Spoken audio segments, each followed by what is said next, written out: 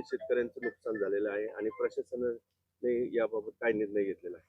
14 सप्टेंबरच्या रात्री आणि 15 सप्टेंबरच्या दुपारपर्यंत मोठ्या प्रमाणात ढगफुटी सदृश पाऊस आष्टी तालुक्यामध्ये झालेला आहे. यामध्ये साधारणतः आष्टीपासून पश्चिमेचा जो भाग आहे तो सगळ्यात जास्त मोठ्या प्रमाणात बाधित झालेला आहे आणि त्यामधल्या नद्या, ओढे, नाले आहेत ते दुथडी भरून वाहत होत्या. याशिवाय नद्यांनी पात्र सोडून पूर्णपणे शेतात पाणी पसरलेलं होतं. यामध्ये प्राथमिक आकडेवारी जी आमच्याकडे आलेली आहे त्यामध्ये साधारणतः 64,000 शेतकरी बाधित झालेले आहेत आणि 32,000 हेक्टर जमीन हे बाधित झालेलं आहे. ती वेगवेगळ्या पिकाखाली आहे.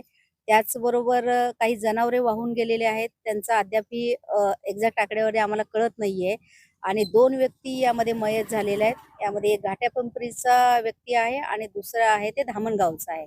अशा प्रकारचे नुकसानीची प्राथमिक स्वरूपाची ही आकडेवारी आहे.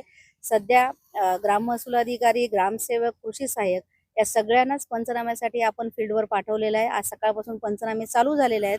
त्यांच्याकडून अचूक आकडा आल्यानंतर परत मी आपल्याला कम्युनिकेट करेन.